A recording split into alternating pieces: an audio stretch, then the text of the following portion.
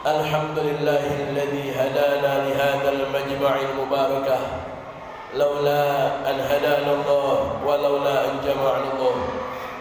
أشهد أن لا إله إلا الله وحده لا شريك له، وأشهد أن سيدنا محمدا عبده ورسوله لا نبي بعده. اللهم صل وسلم على سيدنا محمد وعلى آله وصحبه أجمعين.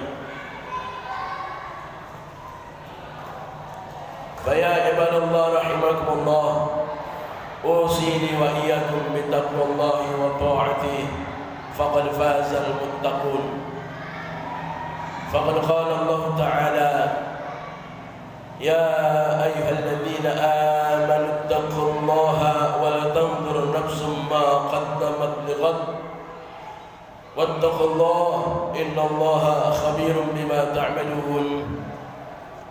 وقال الله تعالى أيضا في آية أخرى: يا أيها الذين آمنوا إنما الخمر والميسر والأنصاب والأزلام رجس من عمل الشيطان فاجتنبوه لعلكم تفلحون.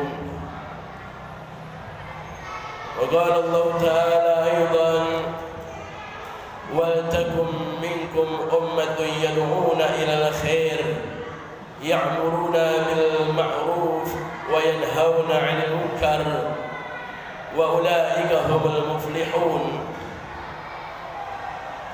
وقال النبي عليه الصلاة والسلام: عليك بتقوى الله فإنها جماع كل خير. صدق الله العظيم وصدق رسوله الكريم. أحبائي الكرام عباد الله رحمكم الله، sidang Jumat Masjid Jami Al-Furqan, as'adakumullah hayatakum.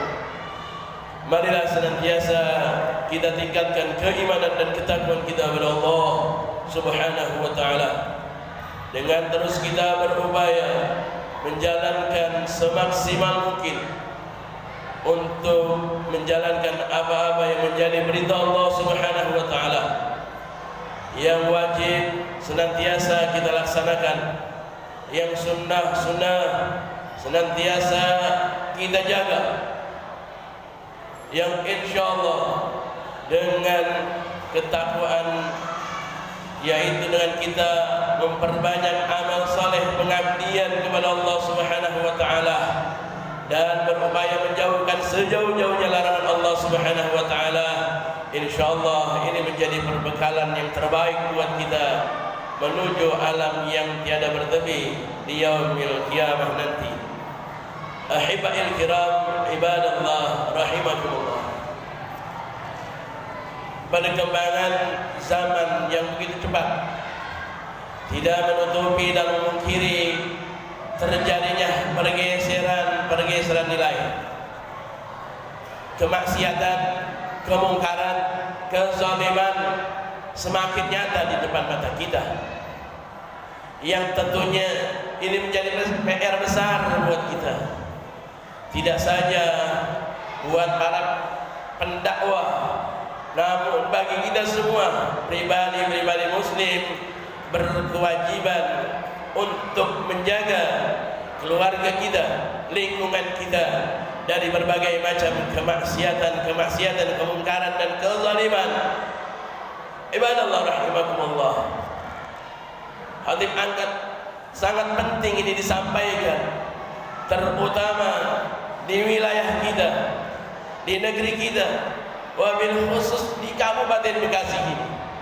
Kita ini sekarang sedang mengalami yang namanya darurat miras. Ibadallah rahimakumullah. Setelah bahkan di masa Ramadan kemarin pun, setelah Ramadan pun begitu banyak peredaran daripada miras di Kabupaten Bekasi, bahkan daripada khatib yang alami bersama rekan-rekan daripada seperjuangan dalam menegakkan amar ma'ruf dan nahi munkar, bahwa sudah terjadinya beberapa agen-agen miras yang diberikan izin. Ibadallah rahimakumullah. Bukankah Allah Subhanahu wa taala telah sampaikan dengan gamblang dalam surah Al-Maidah ayat 90. Wa qala Allah Ta'ala, ya ayyuhalladzina amanu innamal khamru wal maisiru wal ansabu wal azlamu rijsun min amali syaitan fajtanibuh la'allakum tuflihun. Wahai orang-orang yang beriman, sesungguhnya yang namanya khamar, apapun namanya dan bentuknya, perjudian, berkurban untuk berhala, mengundi nasib daripada anak panah, merupakan perbuatan keji dan daripada perbuatan syaitan. Fajtanibu, maka hendaklah dijauhi, la'allakum tuflihun, agar kalian semua mendapatkan keberuntungan. Ibadallah rahimakumullah, senada Rasulullah sallallahu alaihi wasallam sampaikan, kullu muskirin haram, setiap yang memabukkan itu haram. Ibadallah rahimakumullah, Sayyidina Uthman ibn Affan, seorang khalifah yang dikenal pemalu, seorang khalifah yang dikenal lemah lembut, pernah menyatakan al-khamru ummul khaba'ith. Khamar itu adalah biang keladi daripada perbuatan kotor, perbuatan kejahatan. Hal senada beliau sampaikan ketika melihat ada beberapa orang daripada kaum Bani Israel yang ditawarkan untuk melakukan kemaksiatan dan kedurhakaan. Di antaranya yaitu diperintahkan kepada seorang Israel tersebut untuk membunuh seorang anak. Kemudian sang pemuda tersebut tidak mau. Kemudian diperintahkan lagi, kalau begitu, kalau kau tidak mau untuk membunuh seorang anak, maka rusaklah, bakarlah, hancurkanlah daripada kitab sucimu. Orang tersebut pun tidak mau. Maka dipilihlah yang ketiga perintahnya, yaitu untuk meminum khamar. Dianggap seorang pemuda Bani Israel tersebut minum khamar adalah suatu perbuatan yang kecil, maka dilakukanlah minum khamar tersebut. Maka tatkala dia meminum khamar, akhirnya mabuk dan rusak dan hilang akalnya, yang akhirnya bukan saja dia melakukan dosa minum khamar, namun tadi perintah untuk membunuh seorang anak, menghancurkan daripada kitab sucinya pun dilakukan, karena dirinya dengan akal sehatnya sudah hilang dengan sebab khamar tersebut. Ibadallah rahimakumullah, betapa dahsyatnya daripada kerusakan yang disebabkan oleh minum khamar tersebut. Ibadallah rahimakumullah, ada satu kisah lagi ketika Sayyidina Uthman ibn Affan pun melakukan tindakan keras terhadap yaitu Al-Walid bin Uqbah. Beliau ini adalah seorang gubernur di Kufah. Ternyata punya usut daripada Al-Walid bin Uqbah ini satu malam pernah meminum minuman keras, yang akhirnya di waktu subuh dia mencoba untuk mengimami daripada salat subuh, dan ternyata dia lakukan salat subuh sampai 4 rakaat. Punya usut, ternyata di waktu malamnya Al-Walid bin Uqbah pernah melakukan minuman keras. Akhirnya dengan tegas Sayyidina Uthman bin Affan memanggilnya, bahkan mencambuknya serta memecat daripada jabatannya seorang gubernur di Kufah. Ibadallah rahimakumullah, seandainya kalaulah seorang peminum harus hukumannya dicambuk, bahkan dipecat dari jabatannya, bagaimana kalau ada seorang pejabat yang justru melegalkan, mengizinkan, meresmikan daripada peredaran miras di tengah-tengah kita? Ibadallah rahimakumullah, yang tentunya dengan alasan dan dalil apapun, mereka dengan dalil dana investasinya luar biasa, menggiurkan, tapi hal tersebut tentunya lebih merugikan lagi daripada generasi bangsa kita. Ibadallah rahimakumullah, oleh karenanya melalui mimbar khutbah singkat ini, khatib mengajak kepada kaum muslimin dan muslimat untuk terus senantiasa peka terhadap lingkungan. Betapa kemaksiatan, kemungkaran, kezaliman, kejahatan demi kejahatan semakin merebak di tengah-tengah kita. Betapa rusaknya moral akhlak daripada anak-anak muda di sekitaran kita. Semuanya tidak terlepas daripada miras minuman keras tersebut.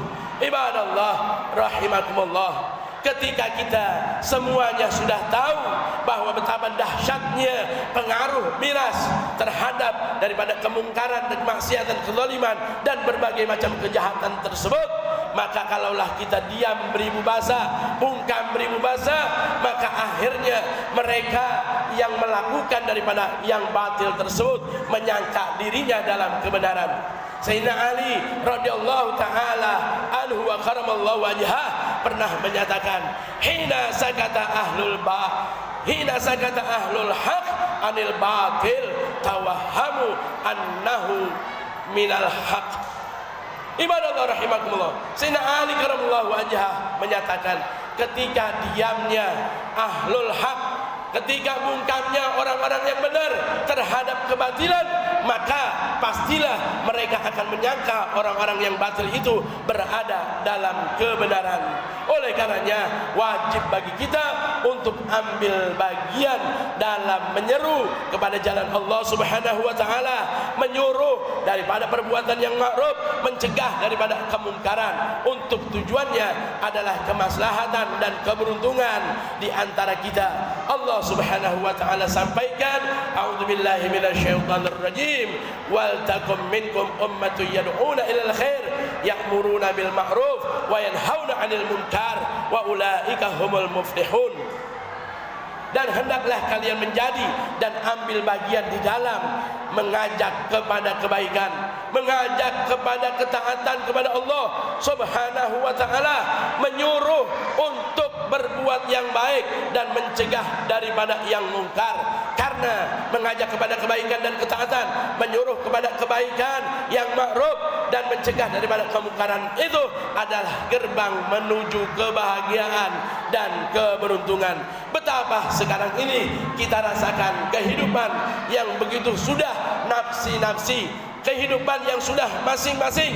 Jangankan untuk mencegah orang berbuat jahat, terkadang mengajak orang berbuat baik saja sudah tidak mau, menyuruh untuk orang melakukan yang ma'ruf sudah tidak mau, apalagi yang ada resikonya mencegah daripada kemungkaran. Sungguh jauh di antara kita. Oleh karenanya mari kita gaungkan semangat hizbah, semangat menegakkan yang baik, menyuruh yang ma'ruf dan mencegah kemungkaran. Yang harapan kita adalah Allah Subhanahu wa taala akan memberikan kemaslahatan, memberikan keberuntungan dan kebaikan dalam kehidupan kita, baik dalam urusan keluarga dan lingkungan kita. Mudah-mudahan Allah Subhanahu wa taala senantiasa kuatkan diri kita untuk menegakkan yang hak dan mencegah daripada kebatilan. Amin ya Allah ya rabbal alamin. Barakallahu li wa lakum fil Qur'anil azim wa nafa'ani wa iyyakum bima fihi minal ayati wa dzikril hakim. Aqulu qouli hadza fastaghfirullahal azim li wa lakum wa lisairil muslimin wal muslimat fastaghfiruhu innahu huwal ghafurur rahim.